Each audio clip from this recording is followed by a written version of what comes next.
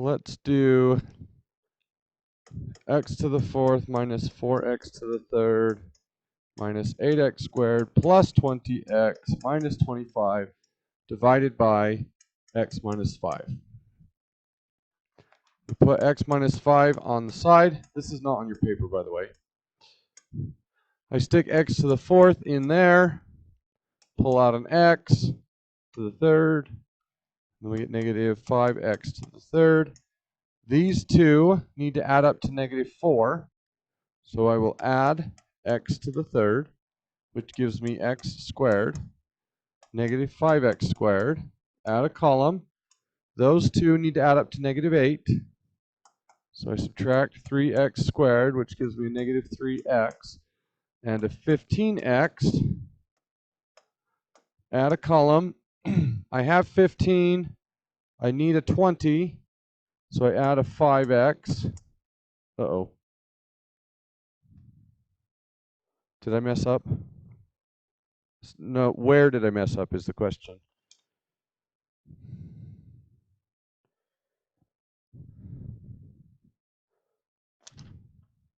Oh, I wrote the problem down wrong. Okay, that makes me happy. And negative 25. Okay, great. So I now know that the answer is x to the third plus x squared minus 3x plus 5, but I don't really know what that means. Well, I didn't have a remainder, which supposedly is a good thing. What does it mean if you do division and you don't have a remainder? It means that x minus 5 is a factor. Good job. Or it went in evenly, right? If I had 24 and I divided it by 3 and I get 8 without a remainder, that means that 3 is a factor of 24. Okay, what does that mean? If I break 24 into its prime factors, 3 is in there somewhere. What are the prime factors of 24? 2 times 2 times 2 times 3. Okay. Well, what if I take 60 and I divide it by 10? I get 6. It went in evenly. What does that mean? It means that 10 can be found inside the factors of 60. So what are the prime factors of 60? Well, 6 and, let's not do that one. 5 and 12, 4 and 3, 2 and 2. So 60 is made up of 2 times 2 times 3 times 5. Is there a 10 in there? Yes. Where? One of the 2's and the 5 make 10. Okay. And not surprisingly, the answer is 6, which just happens to be the other numbers that didn't get divided out, right? So let's turn that into a polynomial discussion. What is this? What would an x to the fourth graph look like? A W. And how many times can a W hit the x-axis? 4. Does it have to look like a W? What else could it look like? It could look like a U. It would be kind of a skinny U, but it could look like a U. Now, are we guaranteed that it hits the x-axis 4 times? No, it could hit 3 times or 2 times or 1 time or never. So let's just assume it hits 4 times. So every one of these is a root. So let's say that the roots were -6, -4, -2, and 1. What would the factors be?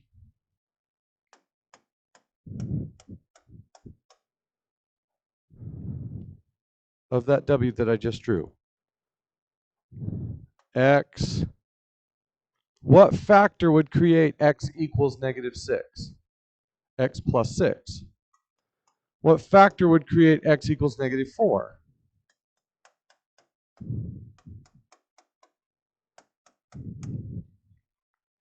And then I could multiply those all together and get an x to the 4th equation. And that equation is guaranteed to hit the x-axis at those 4 numbers. Okay, do you see where I'm headed with this? So, when I perform this division and I do not get a remainder, what does that mean? Anybody see it?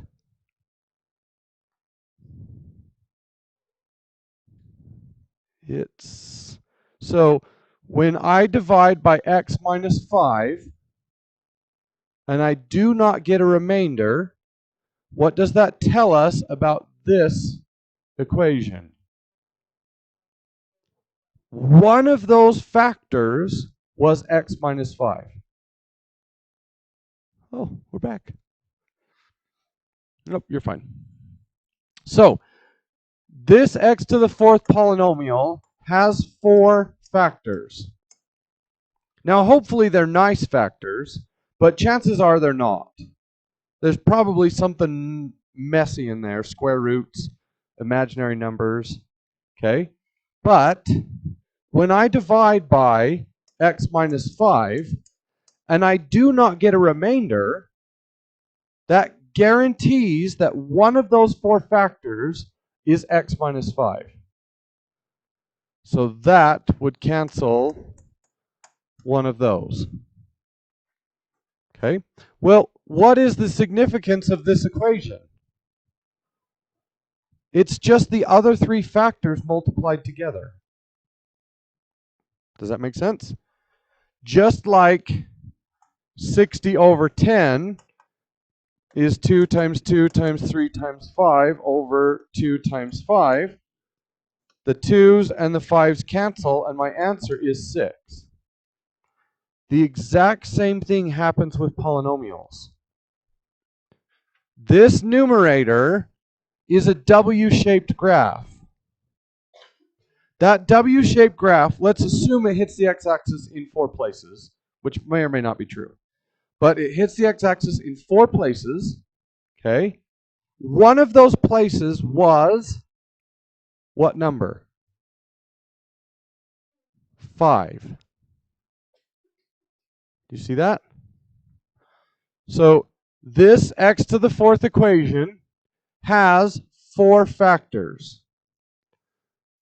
When I start, I don't know what they are. But when I perform the division and my end result had no remainder, that guarantees that this factor appeared somewhere in that list, which allowed me to cancel them without a remainder. Okay? And the other 3 factors combine together to create that polynomial. Does that make sense? So multiplication of polynomials and division of polynomials is exactly the same as multiplication and division of numbers, just taken to a higher order. Okay? And there's one more thing going on here. I can guarantee that this polynomial hits the x-axis at 5. How do I know that? Because if this canceled, then one of these was x minus 5, and when I set that equal to 0, I get 5. So I just found out that my W hits the x-axis at 5. And then in the future, we're going to learn other little tricks and tips that will help us figure out where the other answers are. But there's an easier way to do the division. Okay? Box division is really nice. It's organized, it's simple to do, it's just a little bit involved, and it always works. But there's another type of polynomial division that's much faster. The problem is it doesn't always work. Okay, sometimes you can use it and sometimes you can't. So it's called synthetic division. Okay? And in synthetic division, we're going to figure out what is the root associated with this.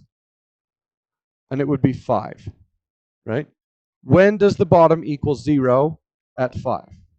So I'm going to put 5 in the corner, and then I'm going to write down all of the coefficients of the numerator.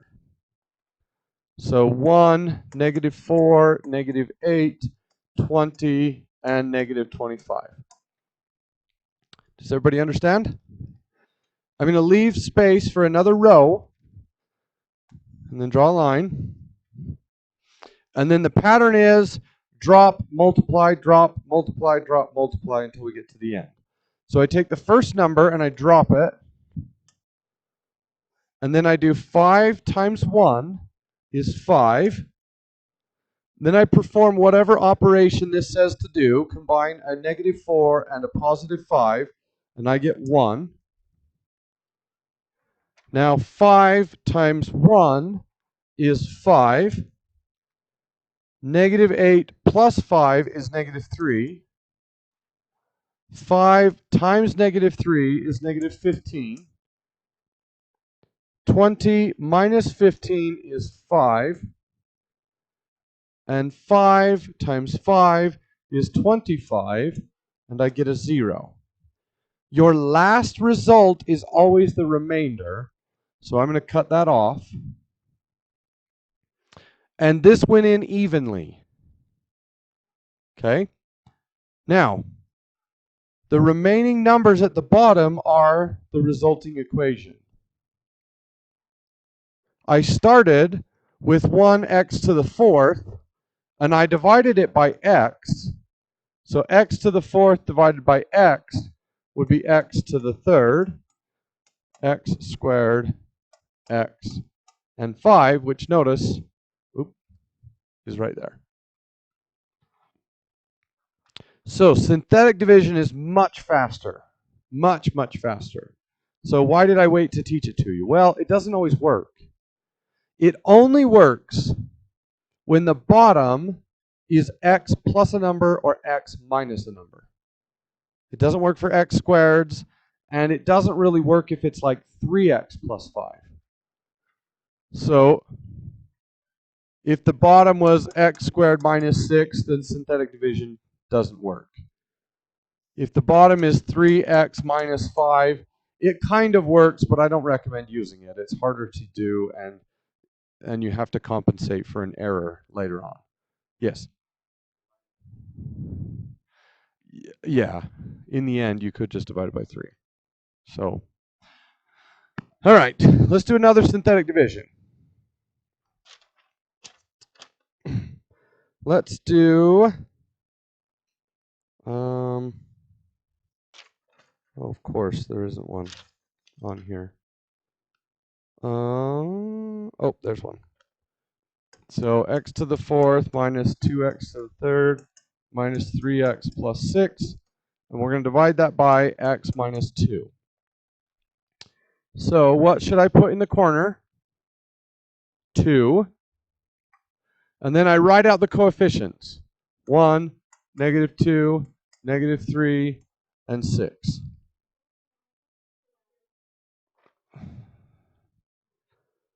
Oh, in here, you always set this equal to 0 and then find the root. Good question. Yes, it needs to be a 2.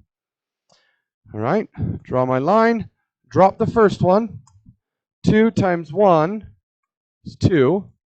-2 plus 2 is 0. 2 times 0 is 0. -3, -6, and 0, and that is my remainder. So that tells me a couple things. First, this x to the 4th equation, oh, shoot. Oh, man, I messed up. I'm sorry. Dang it. All right, I made a mistake, guys. What's my mistake? There's no x squared term, right? I'm missing an x squared. So I have to represent that with a 0 in the synthetic division. So 1, -2, 0, -3, and 6. So you have to, in synthetic division, you have to make sure you look to see that all of the numbers are there. And and then put a 0 for anything that's missing. Okay, so 2 times 1 is 2. That adds to 0. That 2 times 0 is 0. 0 plus 0 is 0. 2 times 0 is 0. Negative 3 plus 0 is negative 3. And 2 times negative 3 is negative 6, which gives me a 0. So, this x to the 4th polynomial has 4 factors. One of those factors was x minus 2. How do I know that? I did not get a remainder, so it divided evenly, so x minus 2 had to be one of those factors, which also tells me that this w, whatever it looks like, it hits the x-axis at 2. Now, it might hit the x-axis in other places, and I don't know what those are yet. But I know that it does hit the x-axis at 2. Does that make sense? Okay.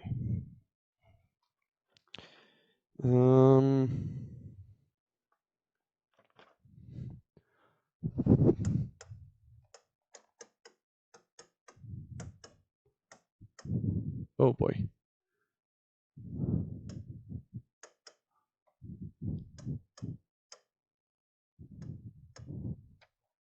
Okay, let's divide this by x plus 2. What goes in the corner? Negative 2. And then what are my coefficients? 1, negative 6, 0, 5, and negative 7. Does everybody understand that? Drop the 1. Negative 2 times 1 is negative 2. Oh, this is going to be ugly. Whatever.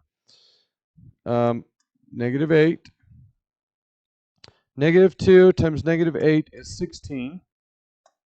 So that would be 16. Negative 2 times 16 is negative 32. So negative 27. And negative 2 times negative 27 is 54, which is 47. What can you tell me? X plus 2 is not a factor of that x to the 4th equation. What else can you tell me? This graph here does not hit the x-axis at negative 2. Okay? I don't know where it hits, but I know it does not hit at negative 2. If it did hit at negative 2, then x plus 2 would be one of the 4 factors, and the remainder would have been 0. Okay? All right. Pull out your worksheet for today. If you haven't grabbed one, go grab one.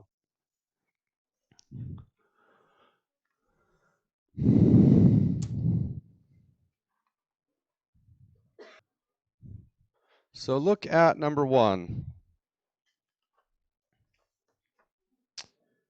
Number 1 says, starting with x to the 3rd plus 9x squared plus 23x plus 15, I know that that has 3 factors. Okay. And one of the factors is x plus 5. Tell me, where does that graph hit the x-axis? Well, I already know it hits at negative 5. But what are the other 2 numbers? Could it hit negative 5 more than once? Yes and no. Could the same factor appear twice? Yes. What would that look like on the graph? So if we hit negative 5 twice, it would look like a bounce. So that is called a double root. And instead of passing through the x-axis, it bounces off the x-axis. Okay. So how are we going to find those? Well, let's use synthetic division to get rid of the x plus 5. So what do I put in the corner? negative 5. Am I missing any coefficients? No. So 1, 9, 23, and 15. Now, if you don't like synthetic division, you could totally use the box. That would be fine. Drop the 1. Negative 5 times 1 is negative 5. 9 minus 5 is 4. Negative 5 times 4 is negative 20. 23 minus 20 is 3. Negative 5 times 3 is negative 15. And I get a 0. That's good. Why? That means I didn't make a mistake. Wait a minute. Does a remainder mean you made a mistake? Not necessarily, but in this problem it does. How come? I know x plus 5 is a factor. So I know that this should have no remainder because they told me it's going to work. So if you get a remainder on one of these problems, it means you messed up. Okay. Well, if I knew it was going to work, why did I bother to do it?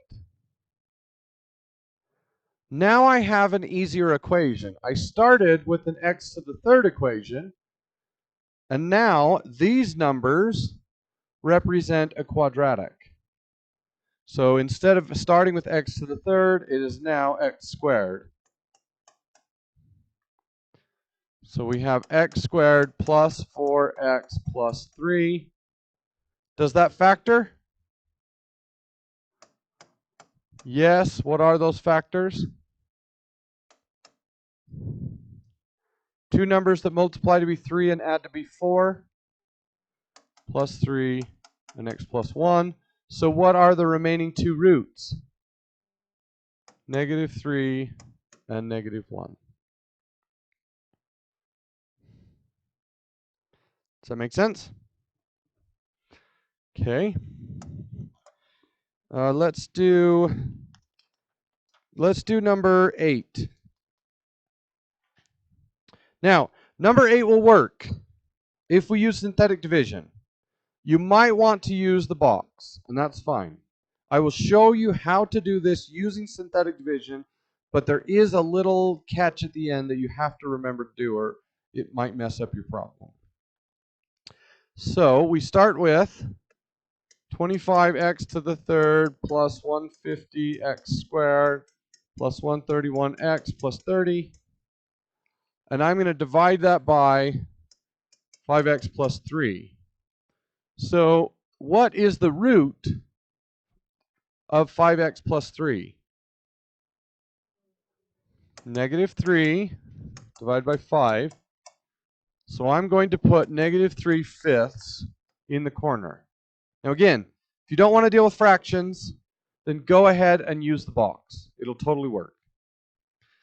Am I missing any numbers, any coefficients in the numerator? No. So 25, 150, 131, and 30.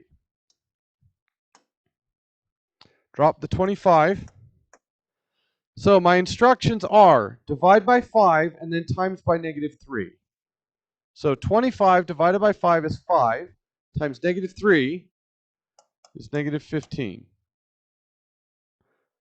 150 minus 15 is 135. 135 divided by 5 is going to be 27. And 27 times negative 3, I think is 54. Or sorry, no, it's going to be 81. 54 would be times 2. So negative 81. And that gives me a 50. 50 divided by 5 is 10. And 10 times negative 3 is negative 30. I got a 0. That shouldn't be a surprise. If they tell me one of the factors, then the division should yield a 0. Now, here's the catch. Anytime you have a fraction here, your end result, your end equation is going to be artificially inflated. Okay? Because there is a 5 here, all of these numbers are going to be 5 times bigger than what they should actually come out as. So, before I write my equation, I'm going to divide all of these by 5. And that gives me the quadratic, or 5x squared, oh boy, 5x squared plus 27 x plus 10. Now what should I do? I need to factor that, so we'll throw it in the box. 5x squared and 10, those multiply to be 50x squared. Are there factors of 50 that add to be 27? 2 and 25. So 2x, 25x, pull out an x, I get 5x plus 2, and then pull out a 5x, and I get x plus 5. So what are my 3 roots? Well, one of them is the original negative 3/5. What is the root here? Negative 5. Okay. And then what's the root here? Negative 2/5.